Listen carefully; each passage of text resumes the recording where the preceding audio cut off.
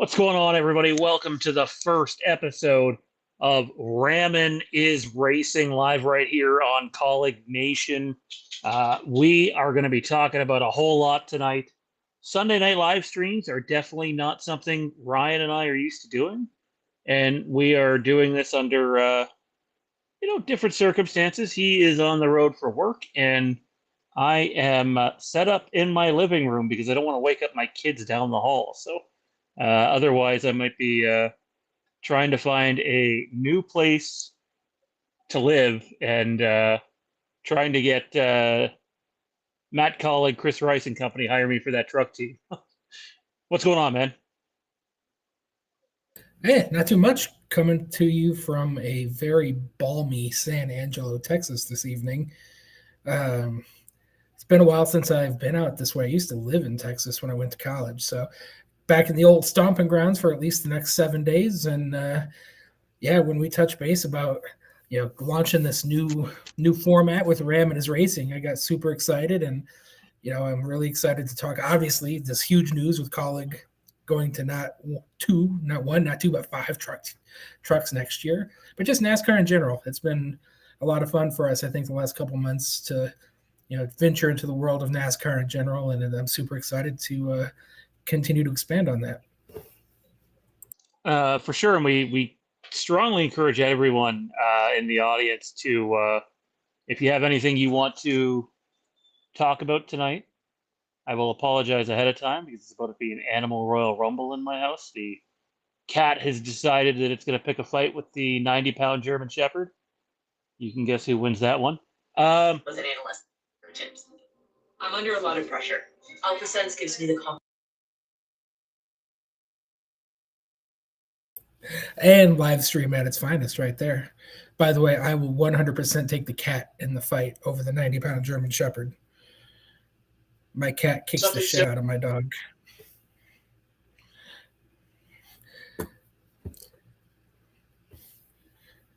So that wasn't live stream issues. That was the cat decided it was going to jump onto the sound bar to get away from the German Shepherd and skyrocketed the volume. So I didn't need to be down doing it in the studio. And I still probably woke up my kids. So that's not good. Daily Downfort says announced LaJoy to Kaulig. I think you guys already put that one out there, didn't you? Yeah. Ryan's been traveling all day, man. What, you did a connecting flight to Texas, and I've had family here all day and been doing a bunch of work on, we do work on 3 different YouTube channels, all of them monetized, and it's a huge undertaking. Yeah, it's been a long day. I think I got to the airport about 9 o'clock this morning, Eastern time, because I live out of Boston, and got into my hotel about 8 o'clock Central time, so 12-hour day for me, of nothing but sitting in a canned tube at 35,000 feet. So,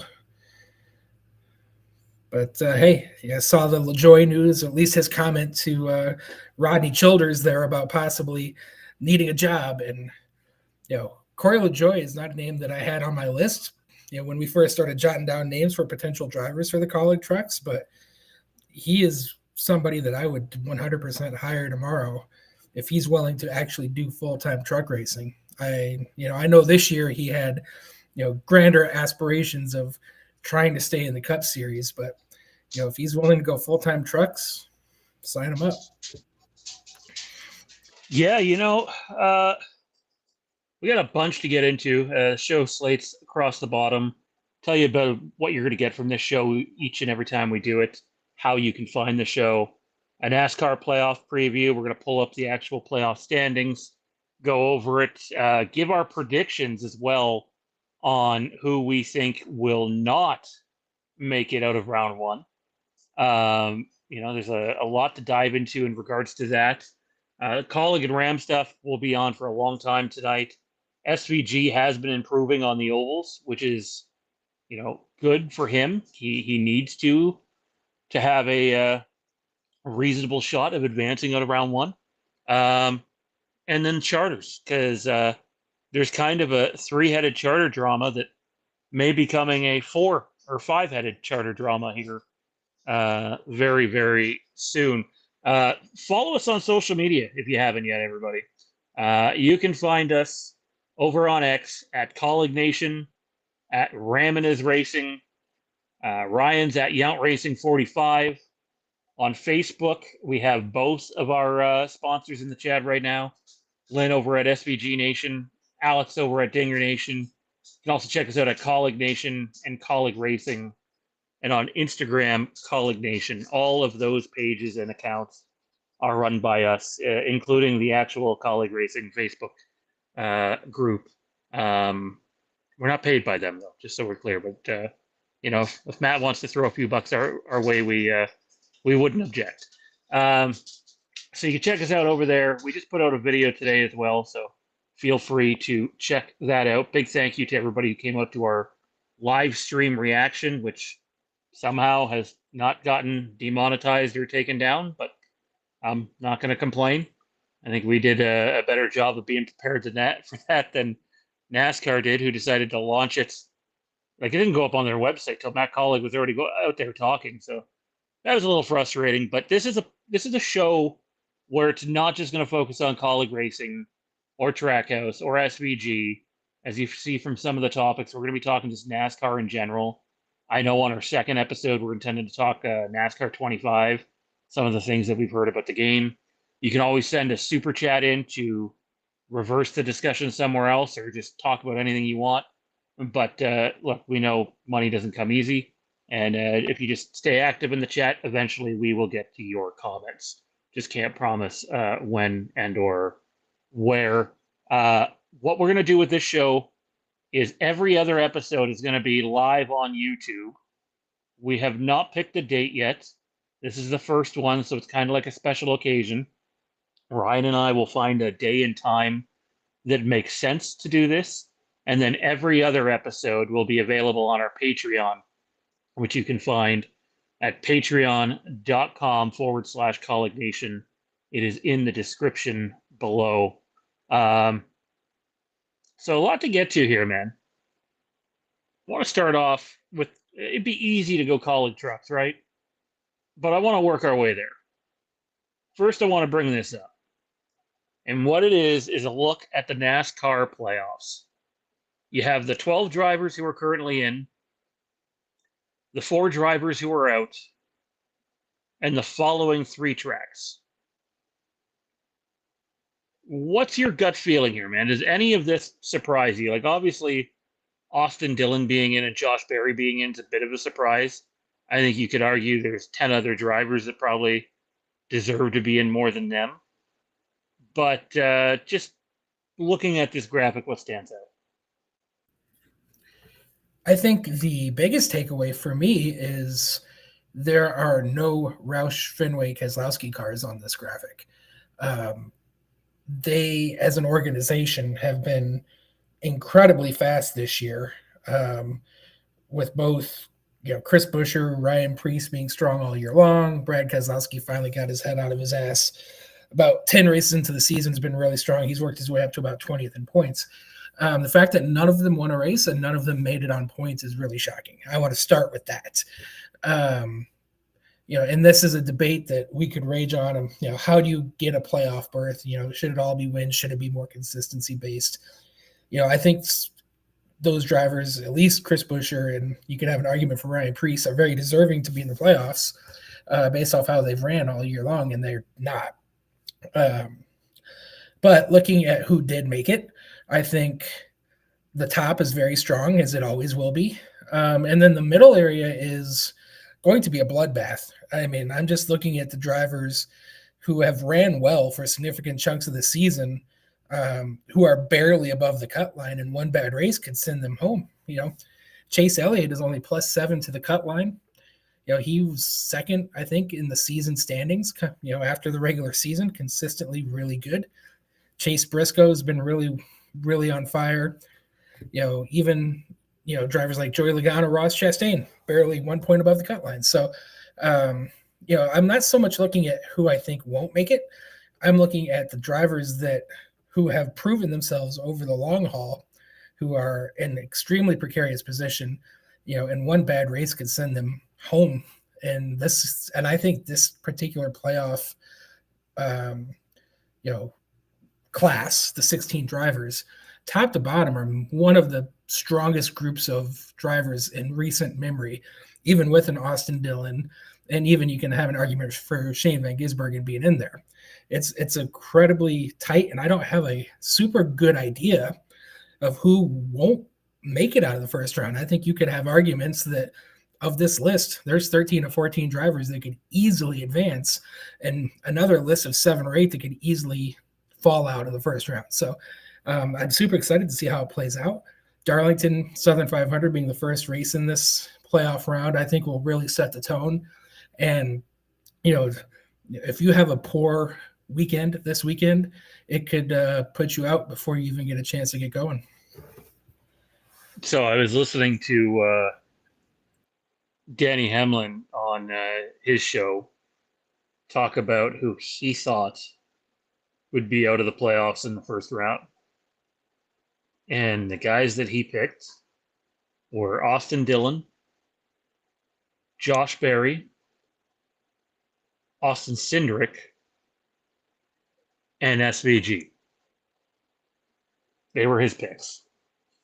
And looking at this list, looking at the tracks, I see how he comes to that conclusion.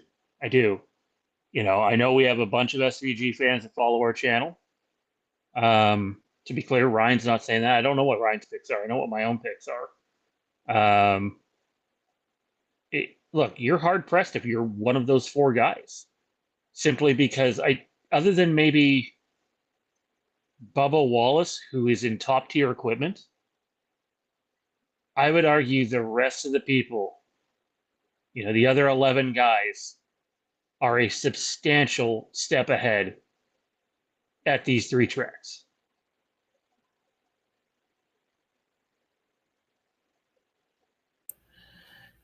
You know, the other name too that I want to bring up is odd year Joey Logano. You know, this is his non-championship winning year. He has been okay, but nothing to write home about. You know, I could see him getting bounced in the first round. He's only 1 point above the cut line. And honestly, even Tyler Reddick, who I have a lot of faith in, he's also in 2311 equipment. But he has really struggled the last couple months of the season. You know, when you look at momentum and mojo, and you know who's feels like they're in contention week in and week out, Tyler Reddick is a name that just really hasn't been there. So while I think he has certainly the talent and he certainly has the equipment, this is a momentum-driven sport, and you know there's something about the way his team has performed, his body language after they interviewed him after the day, after he made it at the end of the race on Saturday. He's not giving me good vibes. So I have concerns about Tyler Reddick, and it's not because of talent. Oh, I mean, I love Reddick. I do my best to not play favorites. Obviously, we all have favorites, but like Reddick's in my top 5 for sure. I get what you're saying with Logano, the odd year thing. I've heard that about 10 times today while doing the massive amount of work I had to do today, just listening to a bunch of different NASCAR stuff. And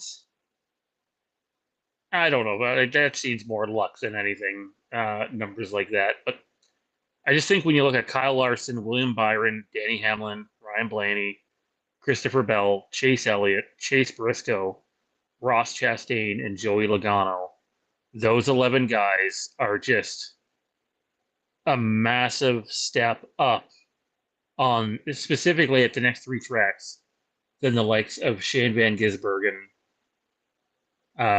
Josh Berry, Austin Dillon, Austin Cindric. I just think they are.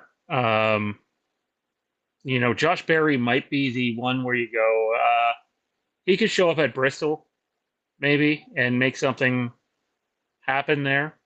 That's the other thing to remember. You win one of these things, and you're one of those 16 guys, and you're automatically going on. and we could sit here and debate all night whether, one win should get you in the playoffs or if one win should advance you to another round. I think there's pros and cons to both. I do think the playoffs need to stay. I think not doing the playoffs would be a horrible idea for fan engagement and enjoyment and TV ratings, frankly. But I think the playoff system could probably be changed up a bit. Darlington is like, it's a beast all on its own. And then the Worldwide Technology Raceway, which I really liked, and I know our guy AJ is pretty good there. That's a different track too. Like, you have turns 1 and 2 that are just wildly different than turns 3 and 4. And then Bristol, you turn a car at the wrong time, and all of a sudden 10 cars are severely damaged, and it changes your night. It's an interesting round 1. I'm just not sure it plays in favor for certain drivers. Well, I would like to put this out there. You mean that, and I don't disagree with your selection of 4. When you look at the weakest drivers of the 16, I think you've already listed them: SVG, Austin Cindric, Josh Berry, Austin Dillon. But it's certainly worth noting that Austin Cindric is the reigning race winner at Worldwide Technology Raceway. He won this race last year. Now he got a little assist of Ryan Blaney running out of fuel, but he was running second on merit. And it's certainly, you can't, exempt that from the performance when we're looking at these tracks. And as you stated, you win and you're in. So if Austin Cindric comes back and finds that same speed, that same magic that got him to victory lane last year, we could very easily see him advance by pulling off a win, or very least having a really strong run, running top 5 with stage points. He could secure himself a fairly comfortable cushion by having a really strong race. So, that's the thing that it's hard to predict. In a vacuum, we can sit here and say, yeah, Josh Berry, Austin Dillon, Austin Cindric, SVG, and Bubba Wallace are probably the 5 on the low end of the totem pole of compared to the rest of them. But one good race and you can secure your spot into the next round, or one catastrophic race from somebody like Chase Elliott, and all of a sudden they find themselves well below the cut line, and all of a sudden you have an unexpected big name get dropped in that first round. It happens every year, and I fully expect it to happen again this year. I would be shocked if the 4 drivers that we just named here are the ones that are actually eliminated after the first round. Although I do think 3 of the 4 probably will be. No, to be clear, I haven't named my 4 yet, but I think they're definitely out of the 5 I named. Austin Dillon, Josh Berry, Austin Cindric, SVG, and Bubba Wallace. I think 4 of those 5 are going to find their way out. With Bubba, you just never know. 2311 shows up. It's basically a Joe Gibbs team, and they go out there and they have it hooked up at Worldwide Technology Raceway or Darlington, and Bubba could pull off a win. You don't know, right?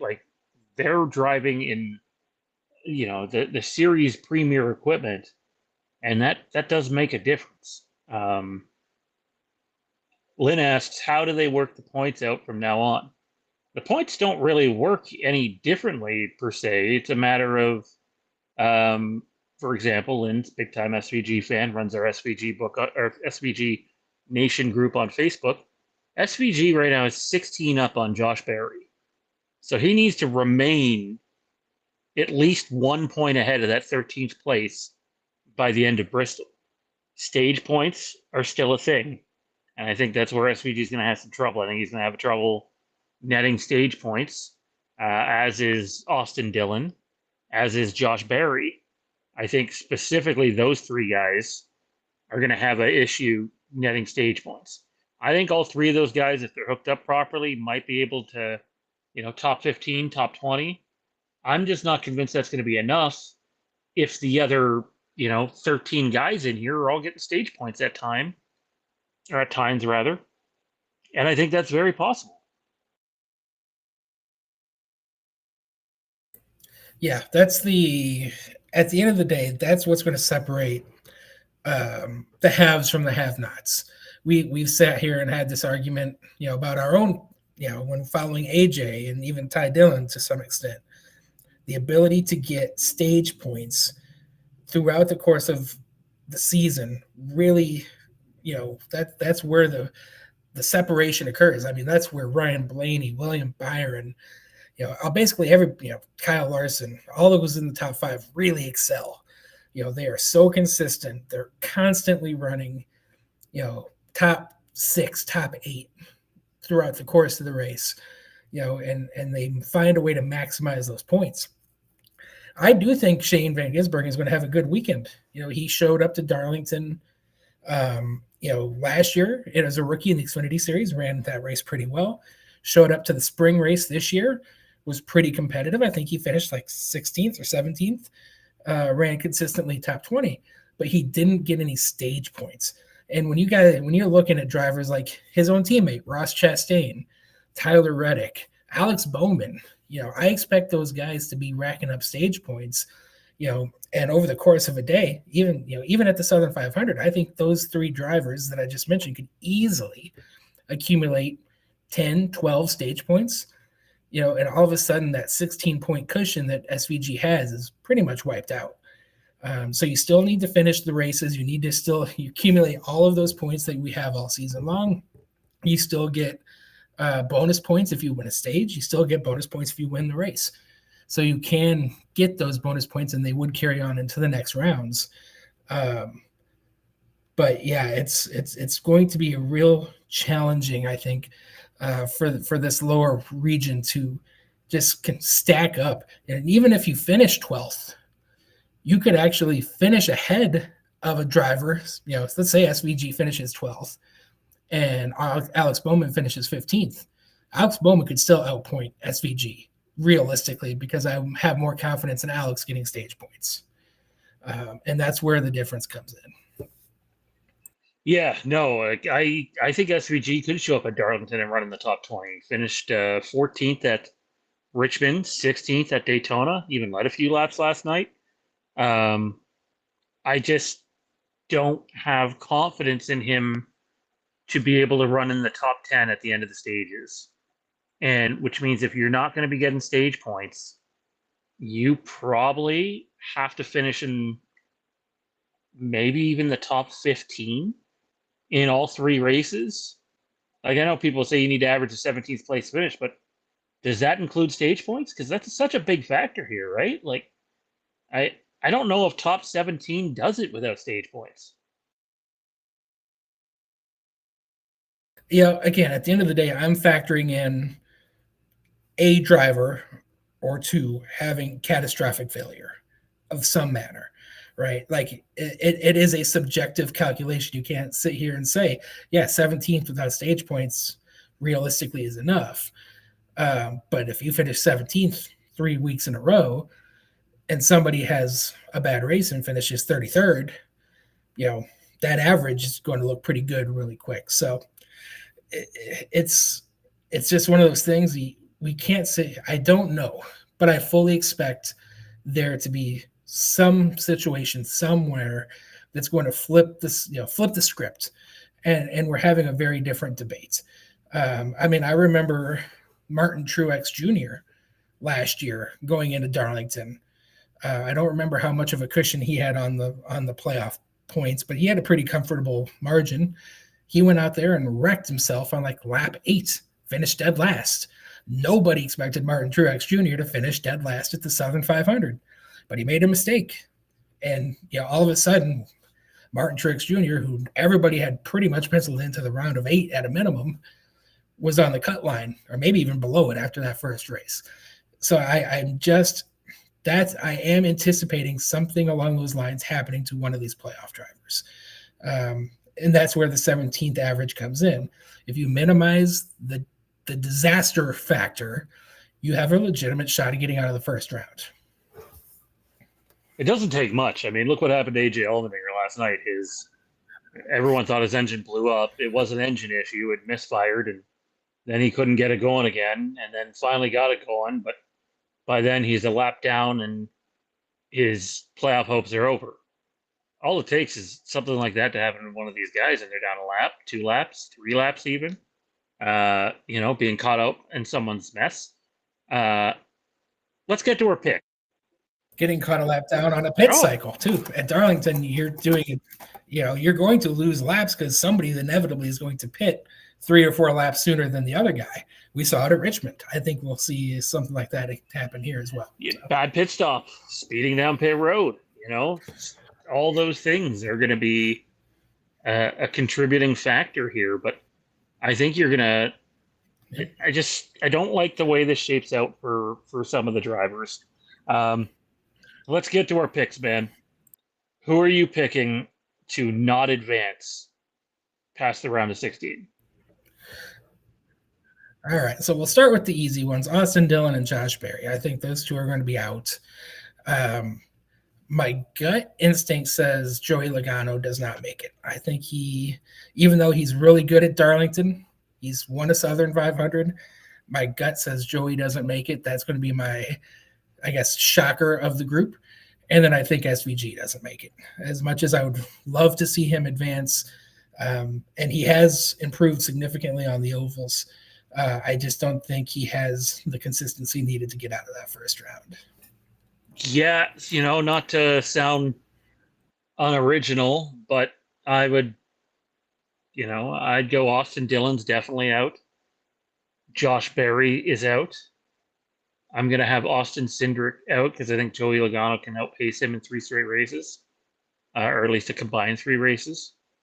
And then for me, it really comes down to SVG or Bubba Wallace. And, I've been, a champion or championing how much SVG's improved at ovals. I've been impressed. He impressed the hell out of me at Richmond. The Daytona thing, he led some laps at Talladega last year in a Kaulig car. I mean, Trackhouse car, but was entered by Kaulig.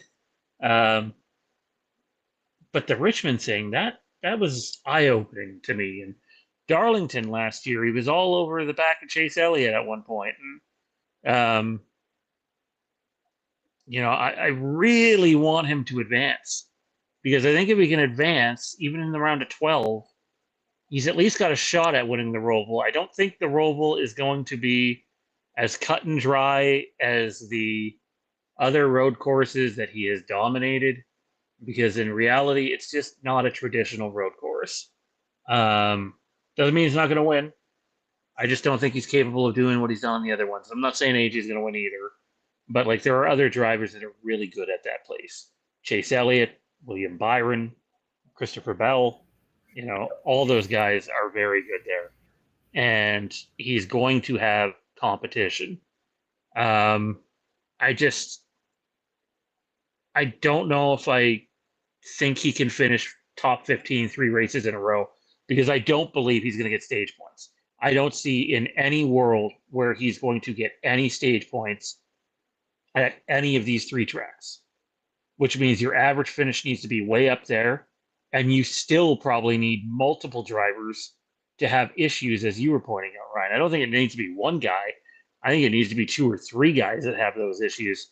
That's where I think the talent difference is on ovals, but also equipment, like Kyle Larson, Hendrick, William Byron, Hendrick, Danny Hamlin, Joe Gibbs, Ryan Blaney, Penske, Christopher Bell, Joe Gibbs, Chase Elliott, Hendrick, Chase Briscoe, Joe Gibbs, Bubba Wallace, 2311, but basically Joe Gibbs, Cindric, Penske, Joey Logano, Penske, Josh Berry, obviously, kind of a Penske car, but Wood Brothers, Tyler Reddick, 2311, RCR with Austin Dillon, Alex Bowman, and Hendrick.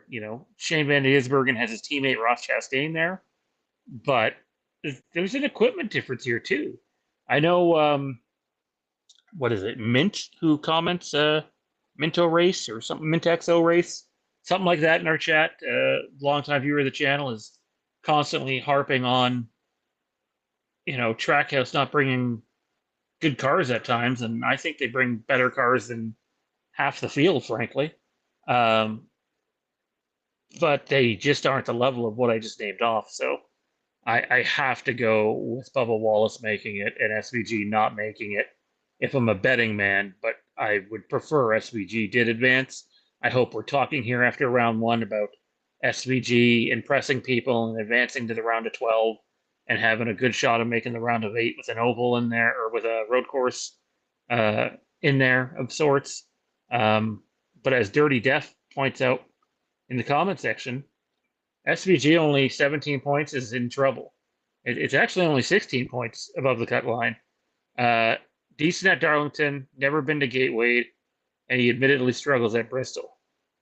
That and just not really liking his odds with stage points, man. I got to go against him. I know I just picked everybody Denny Hamlin picked, but I see his logic.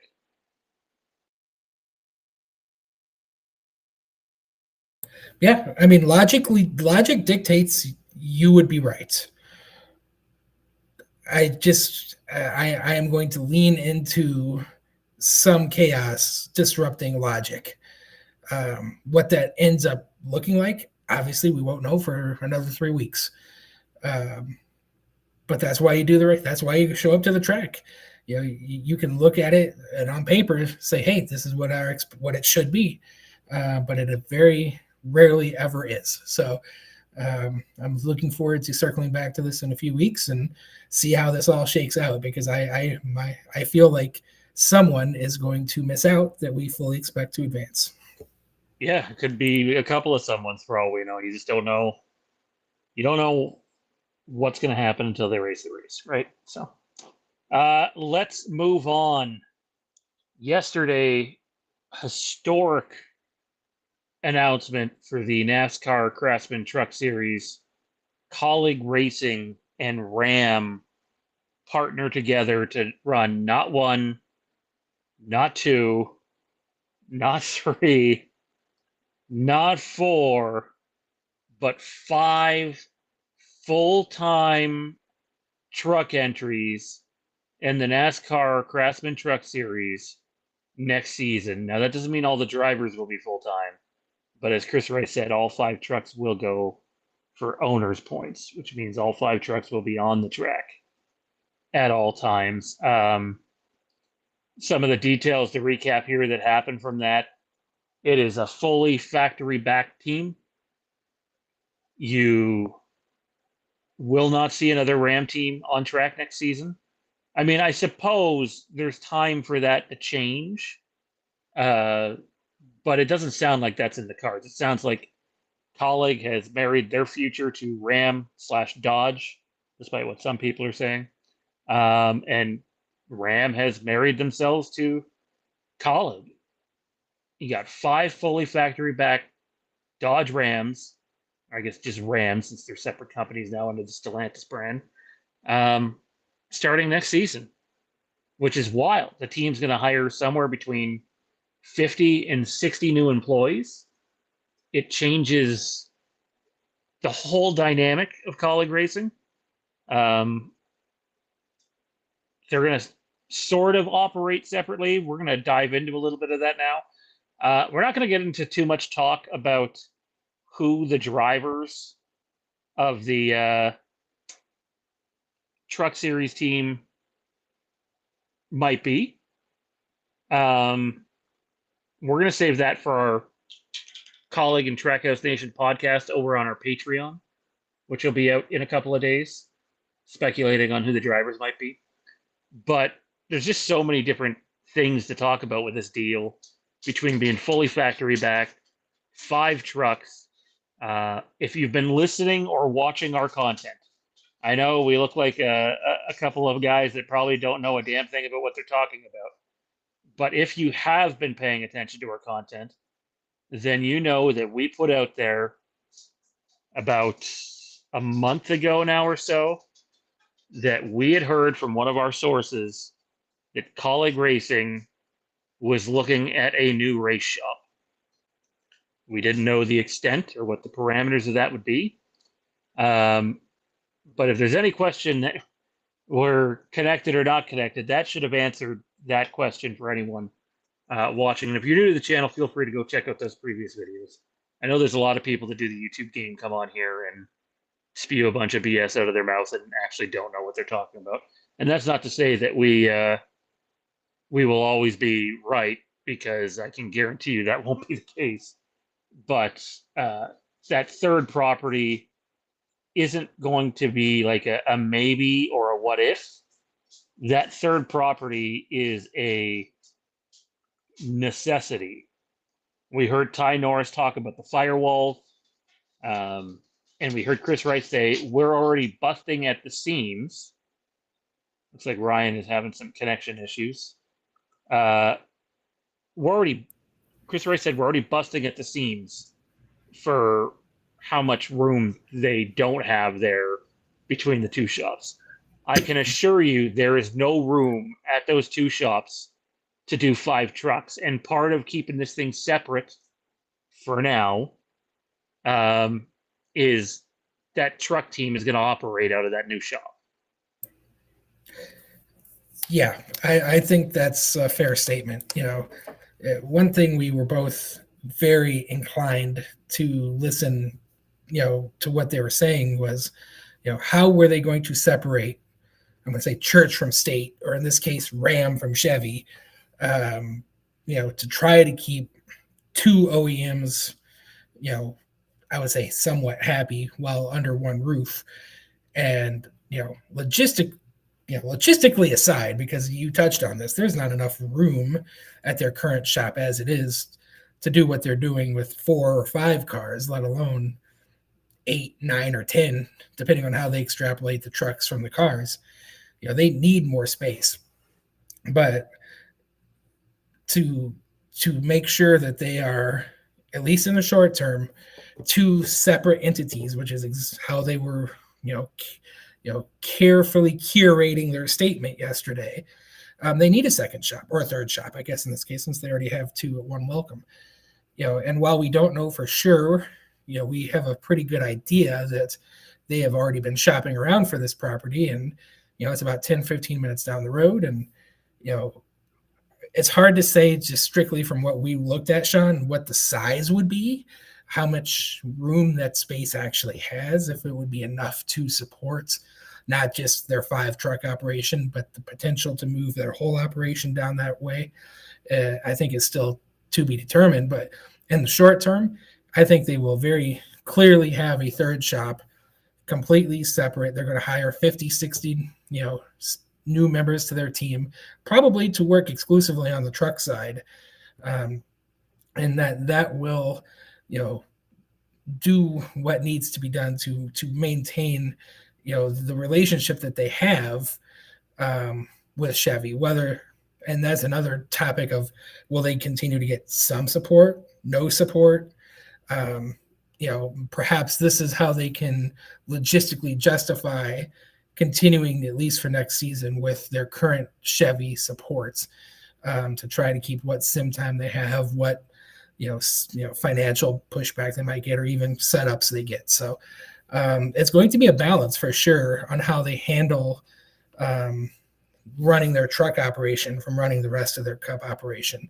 And I'm curious to see, while they even admitted that they expect to see perhaps a downturn in performance next year as they kind of get everything settled, if they actually are successful in segregating this truck operation, it might not fully have the same negative effects on the Cup and Xfinity side as maybe we initially were worried about. Yeah, Dirty Death says, I'm hearing some rumors who will be in the truck lineup, at least 3. I'll say this, I don't really want to speculate in this video or in this live stream who could be the drivers. And this is, I assure you, is not like a money grab. If people send in super chats, then obviously we'll answer the question. Not that we know, it'd be speculation. But the reason is we have a Patreon episode that we need to record here, whether it's tonight or another night this week. And we would be basically jumping on that content. And we already have show notes prepared for over there. So, which would mean we would basically have to redo those show notes and do something else. But I'll give you this one. Daniel Dye is going to be one of the 5 drivers. Uh, anyways, Lynn also asked, by the way, how many trucks can race at one time? If Kaulig races 5 next year, does that mean other teams would miss out? Sorry if it's a silly question. Back in the day, people used to DNQ, aka did not qualify all the time. Just ask AJ Allmendinger how the first year of his career went. Lots of DNQs there, so it's definitely possible. It just depends on how many teams are taking away trucks. We've heard Spire is going to take their truck team down from 4 to possibly even as few as 2. And I suspect some of that Kaulig equipment is going to come from Spire. I also suspect some of that Kaulig equipment is just going to be newly built as well. So, yeah, I think it's going to be a combination for sure of purchased hardware, likely from Spire downsizing. And honestly, they just need to get into the rhythm of building their own chassis.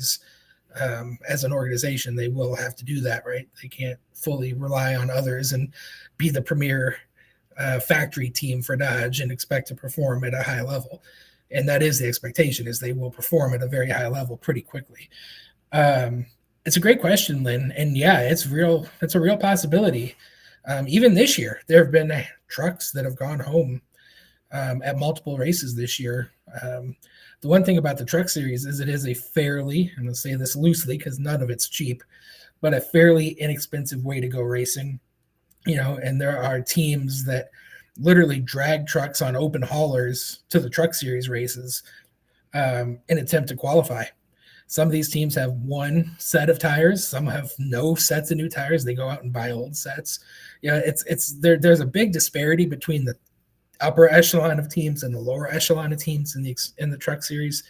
And when you bring 5 new trucks into the series, even if a team like Spire does downsize, which I do expect to happen, I do think you're still net adding teams to the series, and I don't expect the current crop of teams to go away. So Tricon Garage is still going to be there. GMS potentially could be there. Thorsport will be there.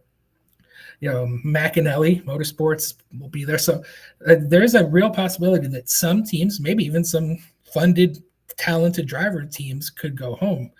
And even Kaulig could go home until they start establishing their point presence. There are no charters in the Truck Series, so it goes back to mostly owner points. How they, you have to have an established amount of owner points to secure your spot in the field. So those first couple weeks of the season next year, unless Kaulig buys points, like they buy owner points, which you can do, they would be at risk of going home themselves if they, for whatever reason, have issues trying to qualify. So it's definitely a possibility. Yeah, I mean, again, it's not the same as like when Dodge came back into the sport in 2001 and you're building everything new. The trucks are all relatively close to one another, different tail clip, different nose clip. So you're not figuring a ton out per se, but we already know NASCAR is going to give Kaulig some testing time for the Truck Series next year to get their feet wet. No word on how much that will be. And like going back to the new shop thing, by the way, Kaulig doesn't have like a big time sim rig. A lot of people are under the impression like the only big time sim rigs are for the Cup Series, but they're not. They're for all 3 series. And Kaulig doesn't have one of that. Hell, RCR doesn't have one of them. They have some of the lower end sim stuff that they can get in and practice. But the main sim stuff for Chevrolet is located at Hendrick Motorsports. They, being a tier 1 team, are going to need to build one of those, and I forget the technical name for it, sim rigs. And there's just no bloody room where they're currently located to do that. So that's make no mistake, a third Kaulig property is coming. And I don't want to get too far away from that yet because I think there's some stuff to read into here. Interestingly enough, we spoke, I don't want to name them per se, Actually, I'll name the one since we had the interaction publicly. Matt Weaver wrote a fantastic article for motorsport.com, which I strongly recommend everybody read. And it's basically read in between the lines. The Truck Series is just the beginning for the Kaulig and Stellantis relationship. That there's definitely eyes on the Cup Series, and like the mixed messaging has been crazy. We have a video coming out. I'm hoping it will be tomorrow, but it might be Tuesday just because of how full my schedule is. Where there are quotes pulled from Tim Koneskis, his interview with Kevin Harvick. He's the head guy at Ram and Stellantis and Dodge Racing. We've pulled quotes from him. We've pulled quotes from Matt Kaulig. We've pulled quotes from Chris Rice. And there was one other individual. It might have been Ty Norris. I can't remember. So there's like 4 different quotes that are going to pop up. Sorry, 5 different quotes because one's the Ram SVP that was there. So a bunch of quotes are going into that video. And the mixed messaging on trying to cover their ass, and I'm not speaking from a sports perspective here. I'm speaking as someone who has covered inside Hollywood for a bit and the Halloween series, for example, the 3 David Gordon Green movies from Universal. No one put out more content about them than we did. It's what we built one of our channels on. We had a couple of sources close to the situation, and the amount of mixed messaging that goes on when you're trying to walk a fine line, it just takes one guy to say something completely contradictory to the other, and you're going, well, that doesn't make sense because all these guys should be on the same page. And I'm not sitting here saying that they're not on the same page. I'm sitting here saying they're all trying to, mind their P's and Q's here to, I'm guessing, retain whatever little support from Chevy that they're getting. And we already know that the firewall is going up, as Ty Norris said, and I'm guessing it was mandatory that the trucks have to be in a different shop. Not necessarily because it's on RCR campus. Again, actually, we found out that Matt, today, it's in a couple of articles actually, Matt Kaulig doesn't only just own the shops on RCR campus. Matt Kaulig owns the property around the shops as well. So it wasn't like he just purchased the building. He purchased pieces of those property. There's nothing that could stop them from going in there and eventually running fucking a Lamborghini if they wanted, other than they don't run in NASCAR. There's a lot of theories that, well, they'll never allow that. It has nothing to do with that. But check this one out, man. This is how safe they're trying to be here. And what I didn't know is Chris Rice worked for Bill Davis when all that shit went down. So he had a front row seat to all of it. The Kaulig Racing Twitter account has posted nothing about the Kaulig trucks at all, other than to follow what's going on with our truck team, go follow these guys. Now, the way social media works is a lot of teams have multiple accounts, whether it's through partners or series or whatever. You'll retweet each other and quote tweet each other. They are trying to keep this as separate as they can to avoid any lawsuits, to avoid ruining any deals, because this deal is worth a substantial amount of money. Like when we say it's a historic deal, it is, because these deals don't happen in NASCAR anymore to anybody. That includes Joe Gibbs, Rick Hendrick, Penske. All 5 trucks, man, are sponsored for the duration of the contract. And to quote Ty Norris, which is a very, very, very long time. And if you read Chris Rice's interviews that he did yesterday and some of the quotes he's done over the radio, most people are saying it's between an 8 and a 10-year deal. Can you imagine signing up to sponsor 5 trucks for the duration of that? And if people are wondering how much it costs to sponsor a truck, you can go, like, if you're a rinky-dink team who's just showing up once in a while, it's about $35,000. If you're a major player, you're looking at somewhere between $130,000 and $160,000 a race. Now times that by 5 trucks for the entire season times 8 or 10. It's plus building the trucks and hiring staff, and like this is a significant, monumental financial investment. So they don't want to end up in court. They don't want to piss Chevrolet off when they're, whether they're with them for another year or two. But make no mistake, this arrangement will not last.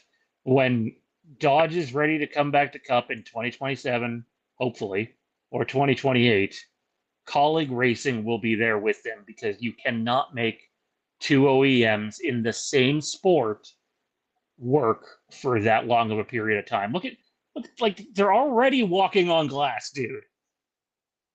Yeah, they absolutely are, and they're right to be walking on glass. This is going to be a very difficult thing to maintain, and we already know Chris Rice likes to blab his mouth, and frankly, he's the one that tipped the scales to this a couple of weeks ago, maybe whether unintentionally. So it's going to be very interesting. I think, obviously, as we get further away from this specific announcement, there'll be less chatter about it. You're not going to have to answer as many questions. But it's clear as day listening to, the quotes that I'm sure you've pulled, and I haven't, gone and I haven't seen your list of quotes, but I just recall from the press conference, they're like, well, this is a Dodge. We're focused on trucks. This is a Ram product, not a Dodge, not whatever. This is a truck deal. That's what we're focused on. And this is our relationship with them, and we have a relationship with Chevy. But anytime, one of the reporters kind of pressed a little bit further, and we're like, well, yeah, I mean, that makes sense. But, it sounds like, this isn't Dodge's ultimate goal. They're looking to go, Cup racing in a couple year or two. How does that affect you guys? Like, do you expect to follow suit, basically? And then the answer became a little bit more clear. Like, well, yeah, once everybody gets their feet wet and things start aligning, and we look there, when Dodge decides they're ready to expand to the Cup program, we'd love to be right there with them, and work through that process and figure and what that looks like. There's your answer, right? They wouldn't initially say it, but when they were given the hypothetical, well, in a couple of years, what does it looks like? The answer was, yeah, we want to be part of that. So, they're doing what they have to initially to say the right things, but they've also already kind of tipped their hand that this is not just a truck deal. They are very much focused on, obviously, putting their foot where their mouth is. They're going to go out there. They're going to perform. At least that's the expectation. They're going to show that they have the ability to build quality trucks and, compete at a high level and win races and compete for championships. And that's the absolute goal when you bring 5 trucks to the track in, next year, that 1 or 2 of them are in legitimate contention. You show Dodge that you're a good partner, right? That was a statement we heard from both Chris Rice and Ty Norris, that they want to be good partners to Dodge, and show that they're going to hold up their end of the bargain. And then, in a year or 2 time, they're all going Dodge. Like, they're going Cup racing, they're going to be that team. And to your point about the support that Dodge is throwing their way, it is unheard of. Funding 5 teams completely, no questions asked. That's a $10-15 million a year plus commitment from Dodge for the duration of 8 to 10 years. That is no small thing. So that there is no doubt that these two have married themselves together. And, I think as long as Dodge remains, invested in this, and it certainly seems like they are, that this will work long term. And to your point about the shop, I have no doubt that they're going to have their own shop. But even Dirty Diff here in the chat says, Chevy has their performance center. Yes, it's on HMS campus, but it's its own thing. I fully expect Dodge to have their own version of a performance center, and Kaulig being the primary, hosts to that performance center long term. So I think down the road, what you'll see is more Dodges coming into the Truck Series, in the form of maybe another 2 or 3 truck team. And it wouldn't even surprise me if Dodge offers some level of factory support in terms of tier 1, tier 2. But it's clear that they have invested as their primary team that will be Kaulig Racing. They'll have 5 trucks sponsored by Ram, but I wouldn't be surprised in a couple of years if we actually see 8 or 9 or 10 Dodge trucks on the track. But 5 of them will be factory, and those factory will be Kaulig. Yeah, to emphasize on what the commitment is. The high-end truck teams are spending between 135 and 160,000 a race on sponsorship. Now, Ram will absolutely be selling that sponsorship. Think of it this way. When SVG drove for Kaulig Racing, it was not Kaulig's job to sponsor the car. Kaulig gave Trackhouse a number. This is how much money it's going to cost. This is what we want. No doubt some of it to, profit and put in pocket. And Trackhouse had to pay that number. Trackhouse then went out and sold races to try to make up for that investment that they put in there, which I'm sure they did. And Ram will do the same. Is it B Pro Auto, who's already been on Daniel Dye's car? I'd expect them to be on. I would expect Dodge to be on the sponsor, or Chrysler, or Menzies, or Jeep, or direct. Look at actually, you had the photo up a second ago of the press conference, and across the top there was a banner called Direct Connect. Yeah, you can kind of see it at the very tippity top there. I promise you that's going to be on the side of at least one of those trucks. Like Mopar was everywhere in its early days. They appeared on Ted Musgrave's truck. They were staple sponsors for Scott Jeff Brown and Daryl Olderman over in drag racing. They eventually sponsored Dean Scusa and Mike Dunn and a bunch of other guys in the NHRA when it was, at its forefront. It's not like they're going to run 5 trucks that are just going to have Ram branding on it. Ram branding will be somewhere on that truck, but they're going to be selling that sponsorship. And they're going to be selling that as a top tier team, not as a run-of-the-mill team. Which means my guess is basically in 2 races, that's a $1 million commitment. I don't know how many races are on the truck schedule. What is it, like 24 or 26 or something like that? Yeah, 20. I think it was 26 is what rings a bell, but maybe it's a little bit less. So like you're looking at a significant amount of money, and that does not include staffing and parts and marketing and development. It's a significant commitment over the course. Let's say it's a 10-year deal. It's probably north of a 9-figure commitment, in my opinion. And then there's the cup aspect of it and everything they have to develop there. Forget who was talking about it, but someone was mentioning how for the Cup Series, they don't need to develop a chassis. And it turns out they do have an engine block that is compatible with the current NASCAR standards. It's just the rest of the engine that needs to be developed. So that's still a step up on what we originally thought they had. I've now heard that at 2 different places. But I want to recap some of these quote. The video is going to have some, but let me give you an idea here of some of the tiptoeing that's going around, because I know you and I love to read into this. So let me know if you can still hear my audio. Am I still good? You are so good, yes.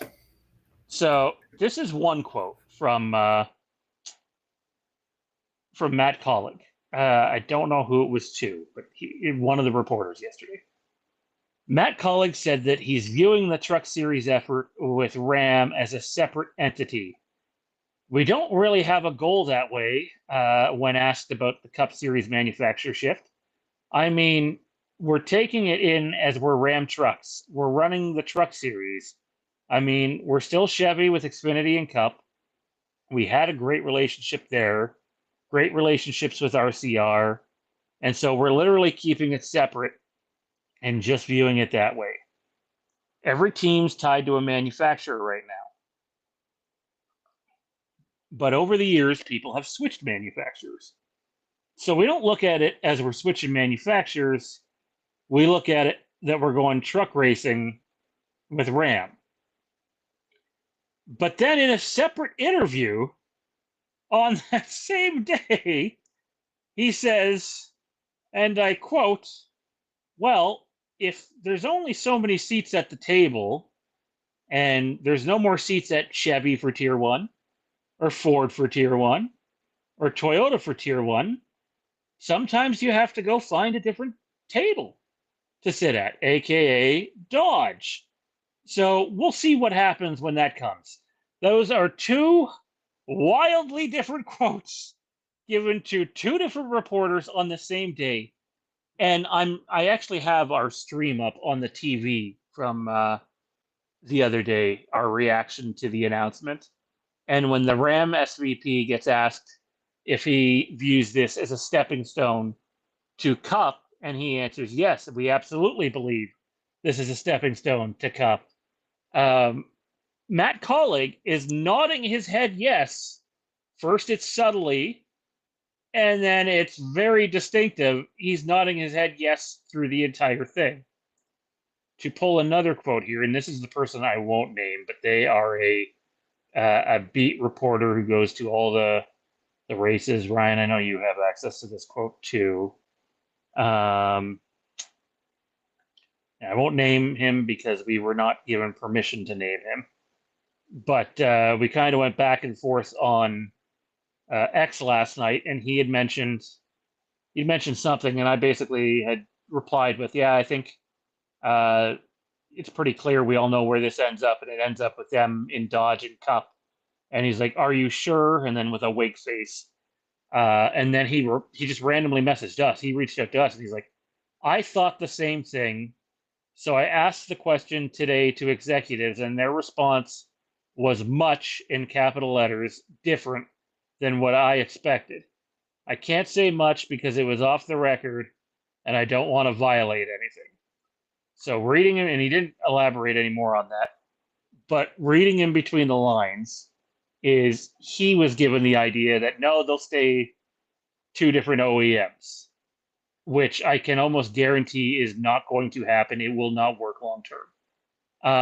But again, it also contradicts, if you go read that Matt Weaver article on motorsport.com, Matt Weaver gets right into it. And like the article's titled, see if I have it here, just to give Matt some credit. Sorry, we're geeking out a bit here, people. First episode of this. And don't want to misquote anything, especially if Matt ends up coming on our show in the future. I should be able to theoretically just pull this right up on screen.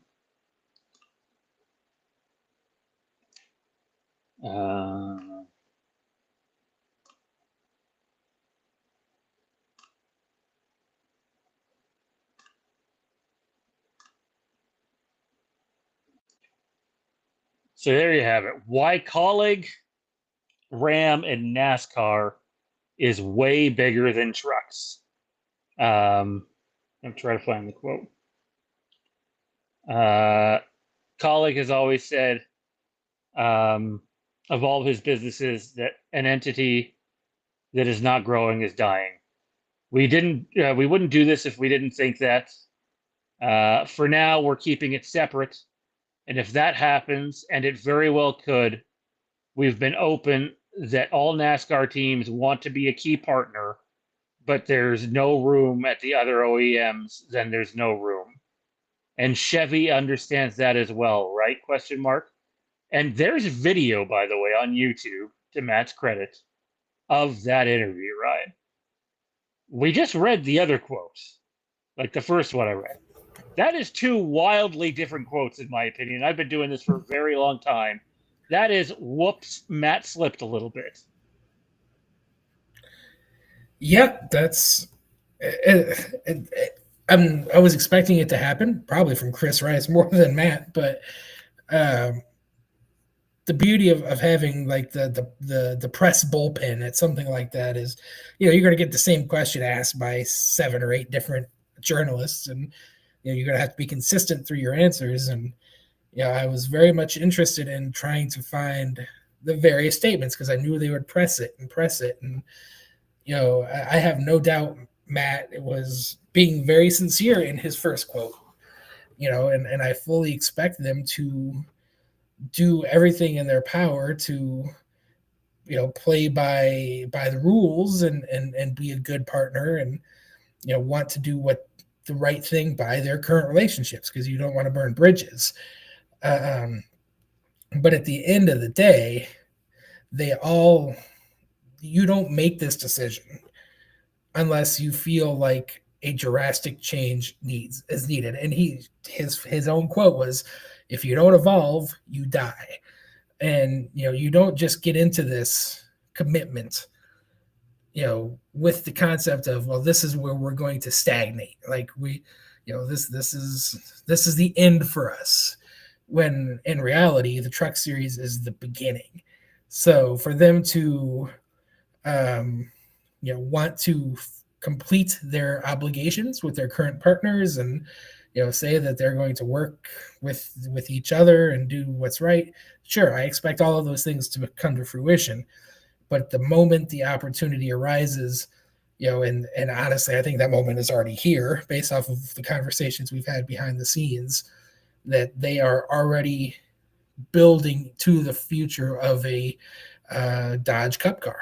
And whether that's 1 or 2 years down the road, it certainly feels like that process has already begun, and they are at the forefront of spearheading those changes. So, again, you got to be super careful with what you say and how you say it, but the evidence is there, and it's come from the directly from the big man's mouth for sure. I will say this is, I do firmly believe, more so than ever, especially after listening to Austin Dillon's comments, that I think at least Dodge, Stellantis would like RCR to be in the fold too, even if we don't necessarily want that to be the case. I think that's what their hope is. They're already all based around one another, even if Kaulig's third building's 10, 15 minutes away. It's not that far. I think that's the big game hunting that Dodge is doing right now, while developing what they can. Also, Chris Rice did mention they're going to hire engineers, and there are engineers that work for Spire, that work on the Cup side and the truck side. Kaulig doesn't have very many engineers right now in shop. Mike Cook is obviously one. Trent Owens is another. Andrew Dickinson's another, but they all have other jobs now. So the fact that they're actually going to have some engineers, obviously the engineers that are working on the Ram trucks will not be allowed to work on the Chevy equipment. But I'm not talking about the Chevy equipment. I'm talking about the equipment that Ryan just hinted at there with the future Dodge stuff. Just hiring engineers in general is important. Expanding your staff is important, because eventually all these guys, and men and women, are going to be brought together to run a very deep organization. Yeah, and I quickly want to jump, and I don't know if anything will come of it, but when Rodney Childers literally raises his hand on social media and says, "Hey, guys, I'm right here looking at you, Kaulig," that's the kind of guy you want to bring in and spearhead a program like this, right? That old school, he's going to get his hands and knuckles dirty and really build something from the ground up.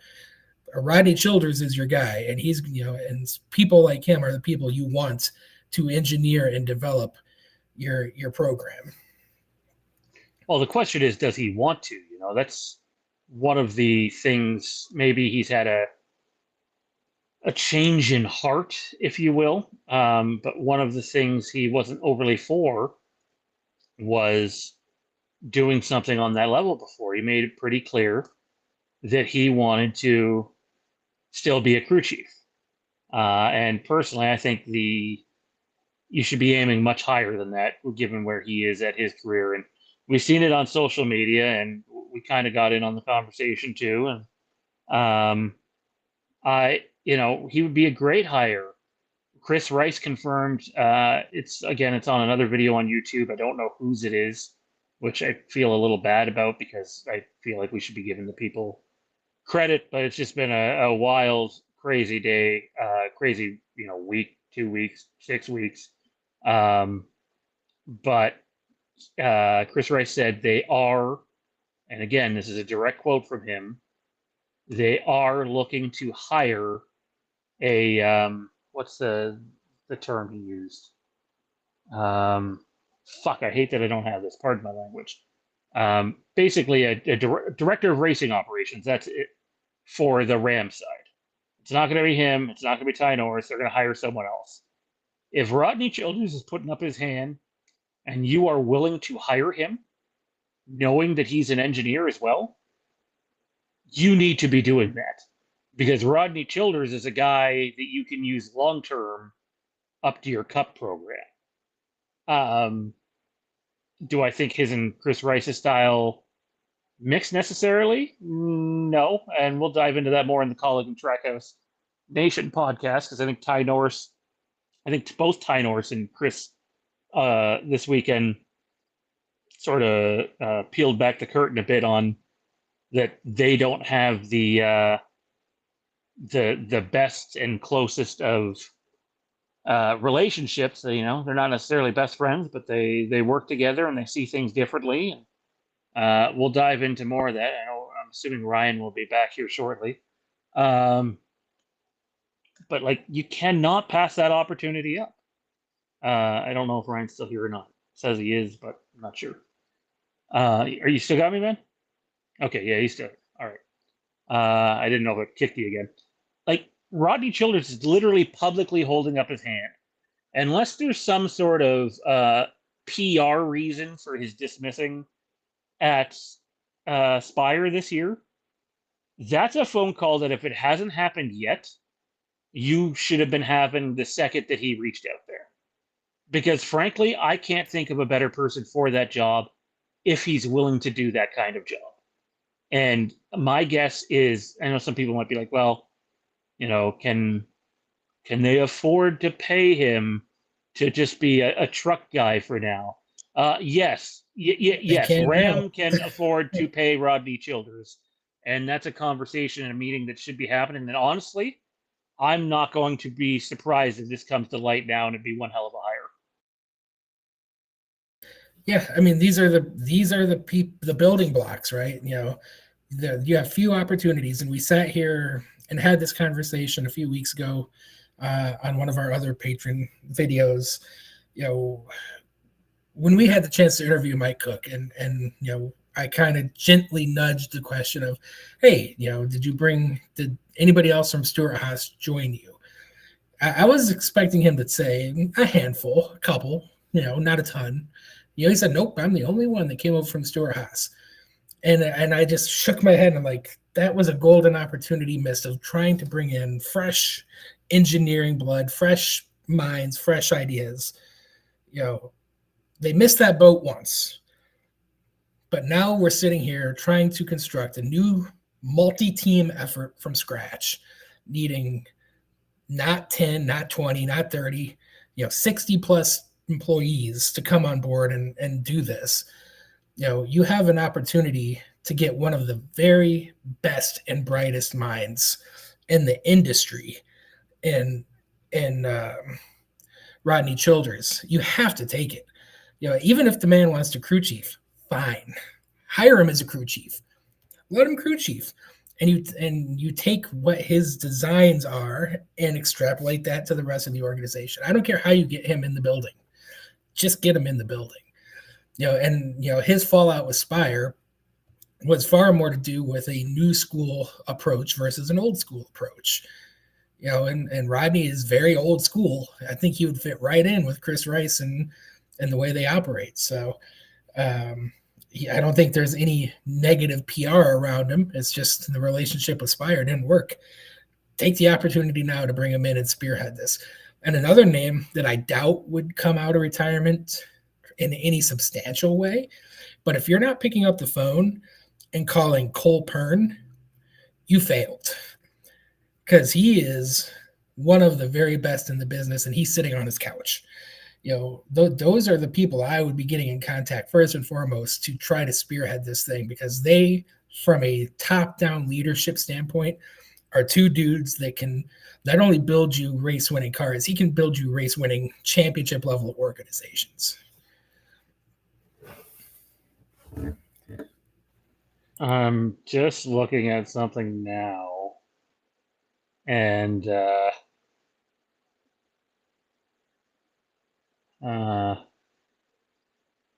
I think you might be able to find it if I can't. I think he's removed his reply.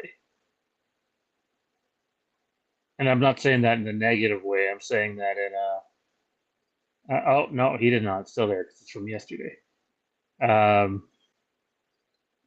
know some people needing a good job raises his hand. Yeah, so like, yeah, that should be a gimme. Yeah, there's no way they haven't seen that at this point. I know it wasn't that. It wasn't a reply directly to them. It was actually a Matt Weaver thing. But yeah, like you should be. Look, if you want to be serious about this, and when you're fully funding 5 trucks, not just the building of them and the staffing, but sponsoring as well for a super long-term deal, then you need to be willing to overpay to get the right people in there. It was Ty Norris who spoke yesterday that, this is a long-term deal. We're fully funded. This isn't going to be, do we need to find sponsorship for this or sponsorship for that, or do we have to hire this driver because they bring in a bunch of sponsors? It's no, we can go hire the right people and know that they're going to have long-term security. And I think that's such a huge advantage compared to what they were before. And like for all 3 series, really, but specifically looking at the Truck Series and the Cup Series, you open that pocketbook and you go out there and you hire who you can hire. Absolutely. That's how you do it. I have full confidence in them at this point until they show that they aren't capable of doing it, that they are. They've got the better part of 5 months to put this together, and I think we'll be tracking more very closely as we start to get more information on the progress of this. But there's no doubt that they've been working on this for months, and the behind the scenes stuff has finally come to the forefront. And then they've got a clear direction and a clear directive, and that is go build and fast race trucks, go win races, go build a trophy case. That's the expectation. That's the goal. And I think they are on their way to doing so. Yeah, they got 5 trucks to fill, man. I'm 100% convinced one of those trucks will be an all-star truck for the combination of, Christian Eckes, AJ Allmendinger, Ty Dillon, possibly Brock Feeney, Will Brown, and I think other drivers as well. I don't think it'll be frowned upon too much by a current manufacturer having one of their drivers go and drive a Ram truck in one race simply because they're not in the same series as them, which is why I threw out the possibility, because SVG has a pre-existing relationship with Kaulig, I would not rule out the ability of SVG possibly running 1 or 2 of the road courses. I hope AJ gets them personally, but I wouldn't rule that out. What I don't want to see is hiring some circus act for the sake of hiring a circus act when your trucks are fully funded. Go get the best guys possible to be in these trucks. I understand that you're going to want a mix of veterans and youth for sure. And the truth is, one of those useful seats is probably already filled with Daniel Dye. So you can probably go hire another young guy and a couple of vets. But, and again, we'll speculate more on the drivers, but we don't need any circus acts, right? Like, if they're fully funded, go out there and hire the right people. Yeah, 100%. Like, we don't need a Cletus McFarland in one of the cars. We don't need a gong show, TV show, reality show, come on down, throw your name in the hat. We'll give you 5 laps, and as long as you don't wreck our truck, we'll put you in there for a race scenario. Which, by the way, it sounds like Nice Motorsports is actually going to do. I don't know if you saw that, but they're doing Nice Motorsports going to do open tryouts for one of their trucks next year. You don't need that, right? Like that's contrary to, I believe, the goal. I think that's contrary to the mission statement. You're going to go out there and you're going to put your best foot forward. And I have an idea of who could really fill those seats and have legitimate chances to win. And you're not going to do that by bringing a circus show to the track. Now, I wouldn't be surprised if we see some creative advertising. Dodge made that pretty clear. Let's say Ram made that pretty clear at the press conference yesterday that that they think differently, and they wanted to partner with a team that thought differently. And I think reading between the lines on that was that they don't want to be boring. That that Ram, Dodge, they're young and youthful, and their expectation is they're going to bring the fire, and they're going to bring the show, and there's going to be a lot of off the track, I would say, I forgot what you call it at a racetrack, but they're going to do some. Would not surprise me if they bring a cage and have motorcycles going around it, right? Like they're going to really do some wild stuff to advertise and try to present themselves in that manner. But I don't think you're going to see that on the racetrack. I hope not. There's no activation. Yeah. That's the word. There's not a need for it, right? Look, we'll be following the story for weeks and months to come. The truth is, there's a lot more coming, and probably sooner than people think. I think you're going to see them. If they haven't finalized the deal for a shop yet, that they will. They have to. They need another shop. They have 5 seats to fill. You can assume Daniel Dye will be one, and I do believe the other one will be an all-star truck. So that's 3 drivers minimum, right? Could be 4, but 3 drivers that'll be announced, and just so much more that'll come in the months to come. Hiring staff and the director of racing operations on the truck side. They're going to be in the news a lot, and we're going to have no shortage of content in the weeks and months to come on this topic. What do you think about SVG possibly running some races for them, and maybe briefly touch on what you thought of SVG's oval improvement this year? Danny Hamlin was high in praise for him. Obviously said he's not totally, there yet, but that it's coming quickly. It is coming quickly. I have been very impressed because, there was no in between. He just flipped the switch. I don't, can't really pinpoint that exact week he flipped the switch. I would go back about 6 weeks, 2 months. But he went from running pretty consistently in the 30s, and some of that was speed. He had speed and made mistakes, like most rookies do. But at the end of the day, his average running position was like 28th, 29th. That was not a good thing. And then all of a sudden, Trackhouse goes out and wins the Coke 600 with Ross Chastain, and they start qualifying a bit better. And with this next Gen 7 car, track position means so much, more than anything else at this point. You just qualify well, you have a chance of racing well, because you're not going to see a lot of drivers march through the field. They started qualifying a little bit better, and all of a sudden the results started to show, and then the confidence built, and then he won 4 road courses in a row. I just think confidence is a big aspect of it. Outside of going back to these tracks for multiple times, right? He's starting to reach that point where we're seeing the same tracks for the second time. It's been a big leap from where he was running to where he is now. It's still not quite there, as Denny said. He's still on average running about 20th, maybe a little bit better some weeks. Realistically, it's going to be an uphill battle this year. But if he can continue his trend, and from everything we've learned about him over the last 6, 12, 18 months, the way he dominated supercars, that his skill set clearly is significantly above most drivers, even I would say in the Cup Series.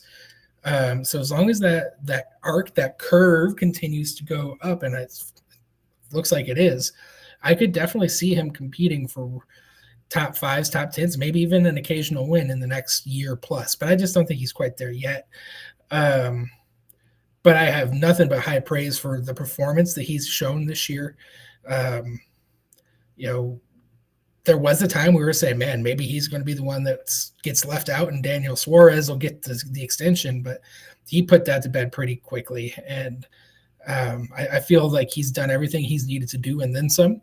I don't think he's going to drive for Kaulig ever again, to be honest, but I think his future with Red Bull, with WeatherTech, Trackhouse, maybe even Junior Motorsports, getting to run those Xfinity cars, he's just going to continue to master his skill. And honestly, I want to touch base on the fact that during the summer he was running Legends cars at Charlotte Motor Speedway. He did that 6 weeks or 8 weeks of summer series. He raced against Bubba Wallace, he raced against Ryan Blaney, and he went out there and won one of those races against Bubba Wallace. And I just his attention to detail and his drive to get better, going all the way down to driving Legends cars on Wednesday nights to just get seat time to turn, to learn how to get himself around a short track. That commitment tells me he's in it, and I expect him to continue to grow to a point where he is going to be competing for Cup championships. I just don't think it's this year. Lynn says, I think until that win in Mexico, he was taking things easy, sitting back and learning. The win gave him more confidence to press forward on ovals, knowing he was in the playoffs. Yeah, having that elephant removed from your back to know that you're in, barring there being more than 16 winners, which has never happened. It would take all the pressure off. And SVG doesn't strike me as the type of guy that feels pressure anyways all that much, but to remove any little bit that was there. And yeah, Jordan Bianchi kind of missed the boat on that one with the Suarez could stay and SVG could go a bit. Dirty Def mentioned they're going to bring in Cletus and Tony to help promote the Ram brand. Cletus has absolutely no business being in one of these trucks whatsoever. There are other ways to promote your brand. And when Tim Kaniskis was asked about him a couple months ago, he's like, I know who he is, but I don't know him personally. And, we wish him all the best. But he was pretty dismissive of that. Now, that doesn't mean nothing's going to happen. But and who's Tony? Tony Breidinger. She's the woman that drives the Raising Cane's truck for Tricon Motorsports, who is the best team in the sport, I would say, without sugarcoating it. And she runs 28th every week. She's good looking, but that's about all she brings to the table. You don't need that. Market it the other way. You're fully funding 5 trucks with a bunch of money. There's no reason to go down the circus route. And if there is, I would automatically begin to question the direction. Tony Breidinger brings funding, but they don't need funding. So exactly. Charters, man. Let's dive into charters here before we get out of here. I put together this 3-headed monster graphic because, well, it is a 3-headed monster. So let's recap. Rick Ware Racing was trying to sell his team to, I can't remember who it is, but there was a deal agreed to in principle for $150 million that included the charters and all assets. It's a pretty big chunk of coin. Gives you an idea how much Kaulig is worth, since they have more than what Rick Ware does and arguably are more valuable. That deal has not gone through yet because Legacy Motor Club sued them. And they sued them for because they say Rick Ware Racing agreed to sell them one of those charters. And so now they're in court over that. And then you have the third head of this monster, RFK, who currently leases one of the Rick Racing charters, which is a bit of a problem because they signed that big deal with Kroger. I think Ryan Preece has come in and gone way over what the expectation would have been for him. I think proving me way wrong. Oh, me too. It's like 13th in points. Obviously didn't make the playoffs, but just in points. Or in and around there. The dude's been incredible. He's done everything that you could have wanted him to do. And yet here we are. Rick Ware Racing has 2 charters, wants to sell the entire team to someone else. Legacy Motor Club claims one of those charters should be theirs, and RFK is currently leasing one of those charters.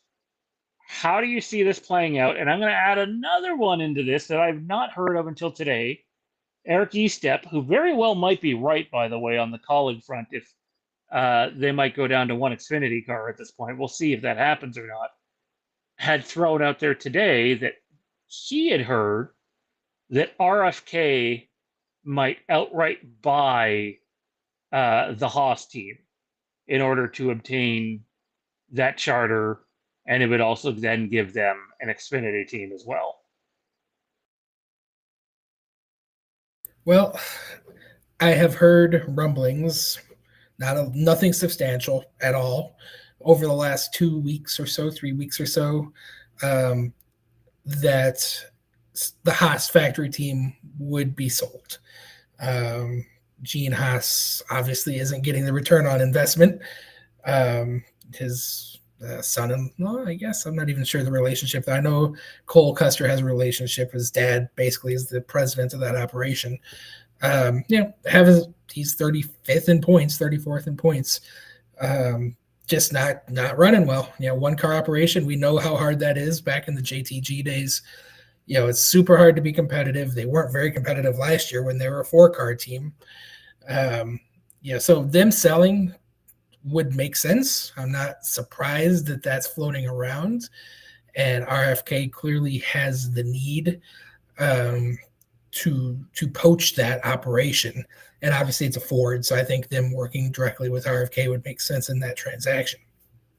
So I could see that. That makes sense.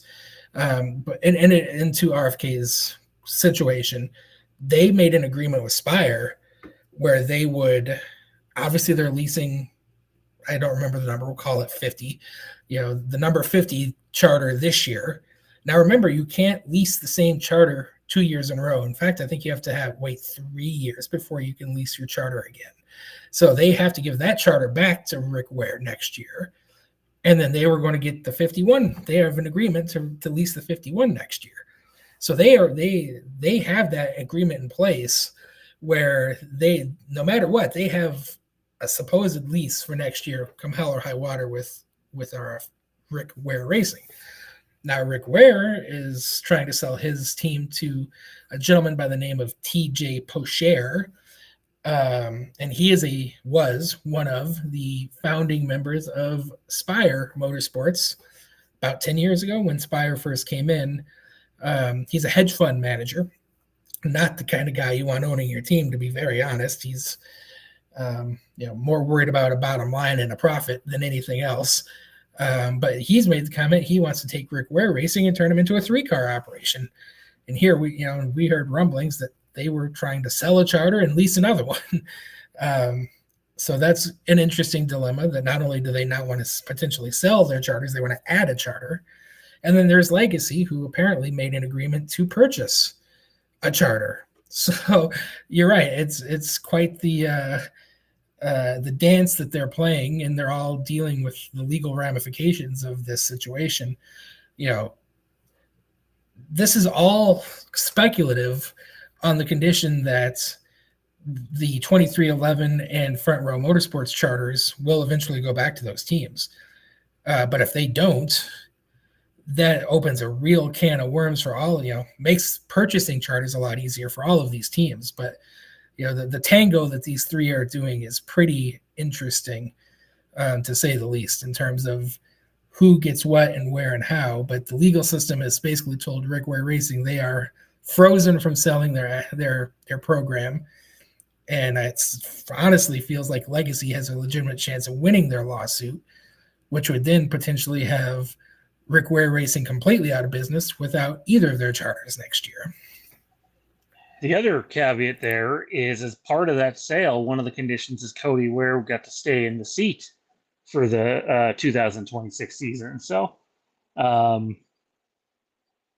then to add one final wrinkle into all this, our main topic tonight, obviously, Kaulig and Ram deal, which could, it's one day going to lead to Kaulig and Dodge.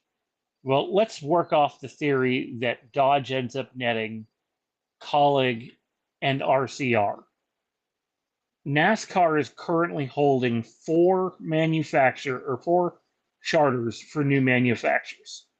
One could assume that would mean two apiece. I mean, you can split it how you want to split it, I suppose. I don't think Dodge and Stellantis are going to only want 4 cars. Let's say it's 2027. I don't think they're going to be comfortable with just 4 cars on the track in the Cup Series. I think they would want that number to be 5 or 6. Hell, they got 5 for the trucks. Now, I don't think NASCAR just gives these charters away, by the way. But Dodge, I do believe, would help Kaulig, and what some people seem to think is unthinkable, and I don't think it is, if Kaulig and RCR are your Dodge team, I absolutely see Dodge and Stellantis helping Kaulig and RCR secure those 3rd charters each. And I know people might be going, oh God, Kaulig with 3 Cup cars. You can no longer look at Kaulig Racing the same way. That changed Saturday. That changed forever Saturday. And if RCR follows up, I could see Dodge putting all their baskets into that. And then that would still leave NASCAR with 2 of those 4 charters to sell to, say, Honda, like Adam Stern put out there. But if Trackhouse is the Honda team that comes in, then they're already at their max charters. And maybe Honda adds another team. The charter drama in NASCAR, especially when you add the 2311 and front row stuff onto it, on top of these 3 organizations, on top of, the clock is now ticking on Kaulig and whomever to go out there and make the move to Dodge for 2027 or 2028. The charter drama over the next 18 months in NASCAR is going to be not like anything we've ever seen. Yeah, listen, and how excited I get about charters.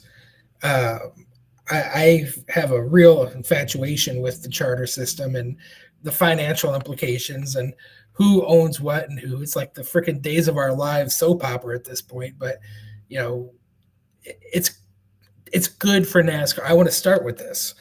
It is good for NASCAR to have this. It shows that these teams actually have real value, which is the whole point of the 2311 lawsuit, is that they want these charters to actually be owned by the teams and not just leased by NASCAR, because they clearly have value and teams want them, and they really, they're very protective of them and the value they bring to the table. So from a high level, I'm very much enjoying watching the jockeying happen as teams continue to fight for their position in the sport. Because I do think it's and I know this is kind of a bit off topic, but it reminds me of the college football realignment situation with all of these schools bouncing from one conference to the next, trying to position themselves to be at the top and be in the best conference and say that they're in the position to make the most money because they've aligned themselves to the right horse. I think the same thing is happening with these charters. There's a real ring around the rosies thing happening right now. And in a couple of years, it's going to stop. And you want to be at the end of it holding the most leverage and the most charters. And the value is really there for this. So, I understand why all these teams want to be 3-car organizations, because that is the arbitrary limit. And if you're not a 3-car organization, you're at a massive disadvantage. So when you're talking new manufacturer, I wholeheartedly agree with you that I 100% could see, Dodge in particular saying, well, we're privy to these two charters for new manufacturers. We got 2 teams. We need to be 6 cars.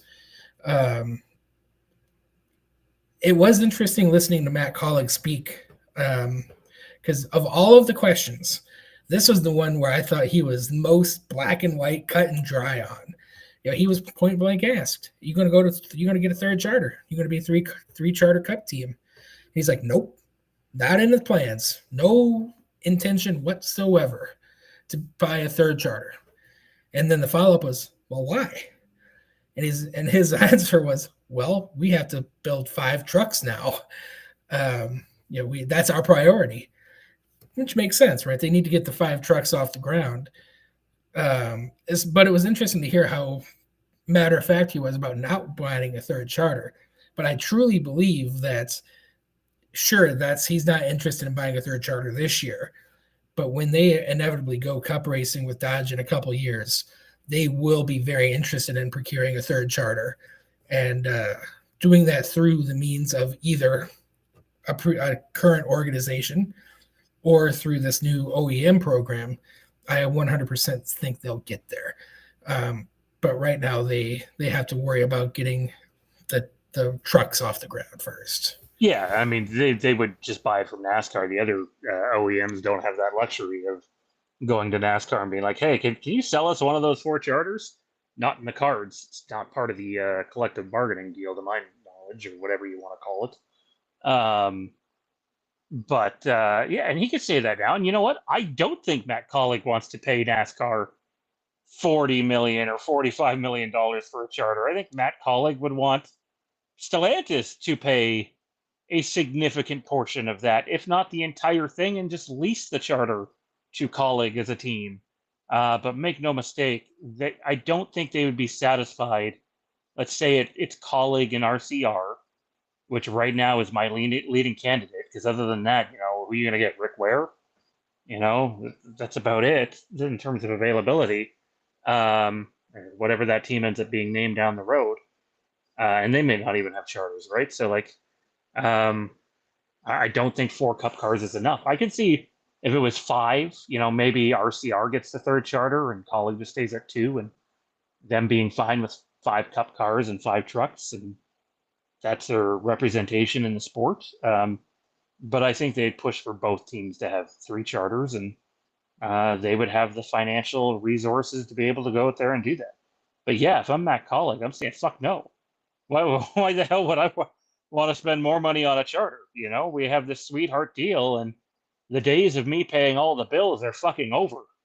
That ended with this deal. So that I get. If anyone has any questions or comments, now's the time to do it. We're going to get off here in 5 minutes. So anything you want to talk about, Kaulig related, Truck Series related, NASCAR related, SVG related, video game in terms of NASCAR 25 related, anything you can think of NASCAR wise, now is the time to get those questions and comments in.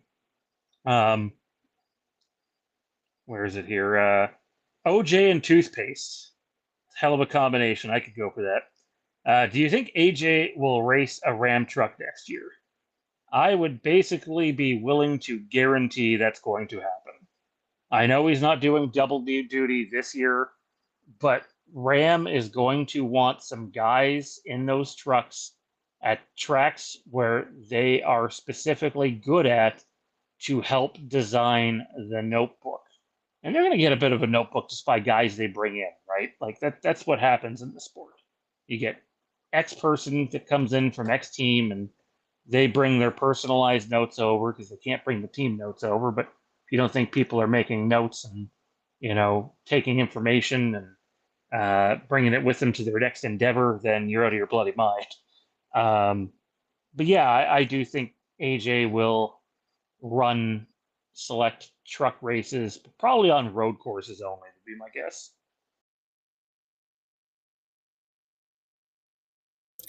I'm legitimately not sure. I mean, if Dodge asks, I would say they would say yes. If Ram, we try to use Ram here. If Ram does not specifically ask them to run AJ, I could see a world where they don't. You know, when asked about this on the radio piece last week or 2 weeks ago, maybe now, um, Chris was very adamant that AJ is starting to tick up in years. You know, and he got himself hurt last year at Iowa, and he raced through the injury, and he raced like 37 races, maybe more last year between the two series. 50, man. 51. And it really took its yeah, it was a lot, right? But he basically ran both series more or less full time, and he did that a couple years ago as well, back in like 2022. You know, I think they really want to make sure he has what he needs to get comfortably through the end of his contract, which we now know is an extra 5 years on top of what he's doing now, and to make sure he's at his best to their absolute best ability. I could definitely see them not running him, or maybe a super rare occasion. But I think we are at a point now where, at least when it comes to AJ, we won't be seeing a lot of him outside of the Cup Series. But again, if Ram specifically says, hey, we really want to put our best foot forward here, and we want a name to go out there and get us a trophy at, I don't know, maybe they're running at, oh my God, where are they going? It's with the Indy cars. They're doing the split series with them. You know, that would be a big weekend, right? Maybe they call them up and say, hey, can you run this weekend? Maybe that would be a situation, but I'm remiss to say AJ would run next year. Otherwise noted. Yeah, no, I think it'll have to be pressure from Ram to get him into a truck for sure. I think the other problem that you have is I don't know how many of these road courses that are being run in the Truck Series next year align with the Cup schedule. Like that race in particular, does not. I don't believe. I think the Cup cars are racing somewhere else that weekend, and so like that would be an out for him. It might not be an out for someone like a Brock Feeney or a Will Brown though in an All-Star truck. Is it Watkins Glen? Is that it? Is that the only one? Coda. They're running Coda. 5 road Coda's courses. the other one. Yeah, I know they're running 5. I just don't remember where they all are because they're kind of all over the place. I could see AJ running Coda, specifically because it's early on in the year, not during pressure cooking time. Wouldn't be shocked if he runs Coda. And he likes Coda, and he's good at Coda, so it would make sense. For sure. And I really don't think Coda is going anywhere on the schedule either. I think that's become a bit of a staple for them. So, especially with the mess that Texas Motor Speedway has become. So, and that's not on the schedule at all anymore, is it? No, they got one race. They got one race? Okay. Yep. It's early in the year. It's in like April. Gotcha. All right, ladies and gentlemen, that is going to do it for the first episode of Rammin is Racing. We didn't have any fun interactive segments tonight like we will in the future. And also future episodes of this will probably be closer to like the 50-minute range and not the 2-hour range. But it was a big weekend. We wanted to come out here and talk with you all and have some fun. If you haven't yet, slash the thumbs up button. Takes 1 second. I do understand that most of the people that watch our content are watching it on a TV, which makes it a little harder to do that. But if you will, pick up your phone or your laptop and go click the subscribe button, leave a comment, slash the thumbs up button. It helps us a lot with the YouTube algorithm. Check us out on social media. Our pages are as followed, if this would agree with me. On X, it's at Kaulignation, at Rammin is Racing, and at Yacht Racing 45, which is displayed in Ryan's name.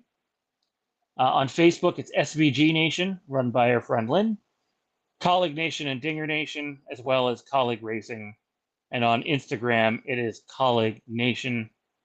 check us out on Patreon, where you can find the Kaulig and Nation podcast, which we'll record later this week, and we will dive in to various different things with both organizations. Obviously, Connor Zilish just signed. They confirmed what Red Bull and WeatherTech will be on his car. Not like they'll be the only sponsors, but we'll dive into that and what might be on SVG's car and what car numbers could be run for Ram possibly, and who might be in those Ram trucks. And that episode will be available later this week exclusively on Patreon. And yeah, big shout out to our channel sponsors, like I mentioned, Lynn and Alex, and to our other patrons who support us. Thank you very much. It's greatly appreciated. And time for bed for you too. Yes, very much so.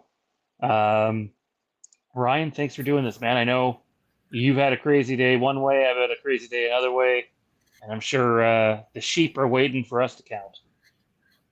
Yeah, 100%. My eyelids are a little heavy. It's been a long day for sure, and I live on the East Coast, but I'm in the Central Time Zone, so my mental clock says it's 12:30 in the morning, even though it's a little earlier than that where I'm at.